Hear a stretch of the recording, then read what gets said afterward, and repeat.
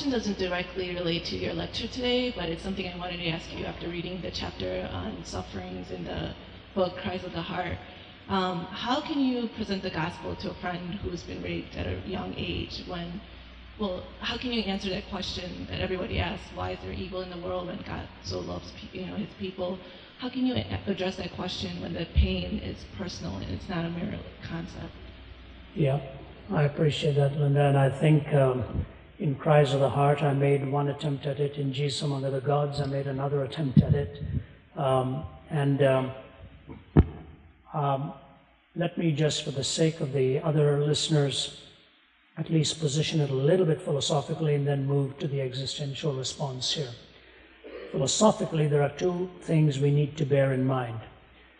Whenever a person raises the problem of evil, they are implicitly also positing the existence of good. When you say something is evil, you assume something is good. When you assume something is good, you assume there's a moral law by which to differentiate between good and evil. And if you assume a moral law, you must ultimately posit a moral lawgiver. But that's whom the question is often trying to disprove and not prove. Because if there's no moral lawgiver, there's no moral law. If there's no moral law, there's no good. If there's no good, there's no evil. The question really self-destructs in terms of an objective rule by which to measure good and evil. It's very important to notice that the question in fact affirms that a moral framework exists in life. But the second thing is this: you move to the existential side of it. And I don't believe it's in Cries of the Heart, but I think it's in Jesus Among Other Gods. I've quoted a professor of philosophy from University of St. Louis in Missouri, Eleanor Stump, one of the finest Christian philosophers in our time. I encourage you to read her article in the book Philosophers Who Believe. And her entire essay deals with how she came to know Christ by facing the problem of suffering head on. And she gives the illustration of the Holocaust and the little village of Le Chambon in France, where so many lives were being captured by the Nazis and being tormented and all of that. And a little parsonage and young children and all began to rescue those who were being tormented there. And Eleanor Stump says a press reporter who was visiting Le Chambon had become hardened to all the evil that he had seen until he saw the binding of the wounds by these children and by the people of Le Chambon. It cracked open his heart and the tears came flowing, which had been bottled up for so long. Good has a way of cracking open a hardened heart from evil and suffering. It's another existential clue to the fact that evil alone hardens and coarsens, but when good enters, there's a sudden softening and a breaking down of that hard heart.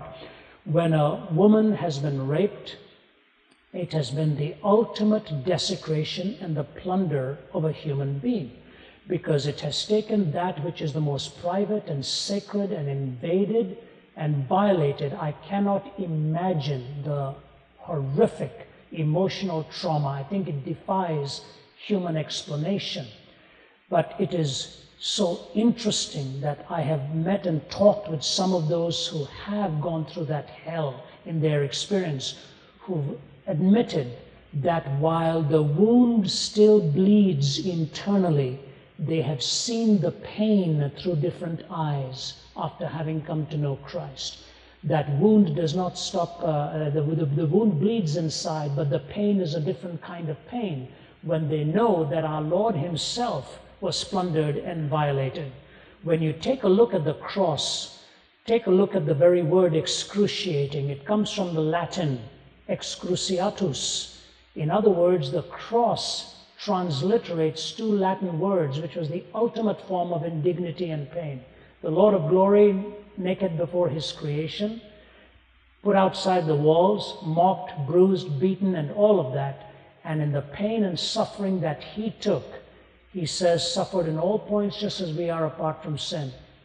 Because Christ comes in you, which is the only religious system in the world that talks about God himself coming in you, to live within you, that in this personal relationship, I suggest to you that the body which was desacralized in rape can somehow be lifted to the sanctity of becoming the temple of God once again. And that kind of conviction to move them from that indignity to the solace of Christ himself is a long process of loving and undergirding and knowing there will be periodic lapses when the memory haunts and hurts, but he is there to pick us up. There's a beautiful hymn written by Annie Johnston Flint, and with this I'll close, who was orphaned early in life. She was incontinent for many years in her life. She had rheumatoid arthritis and was lying crippled for many, many years. She, I think, got cancerous, and even blindness started to come in. And this marvelous woman wrote some of the greatest hymns ever, and one of those was, He giveth more grace when the burdens grow greater. He sendeth more strength when the labors increase. To added affliction he addeth his mercy. To multiplied trials his multiplied peace. When we have exhausted our store of endurance, when our strength has failed ere the day is half done, when we reach the end of our hoarded resources, our Father's full giving has only begun. His love has no limit, his grace has no measure, his power has no boundaries known unto men. For out of his infinite riches in Jesus he giveth and giveth and giveth again. God may use you to minister to that kind of person just in being Christ to the individual. And if there's any individual here who has suffered that agony, someone else can come alongside and be the arms of Christ to carry them. A very profound question, and only God is big enough to carry that person. God bless you. Thanks. Thank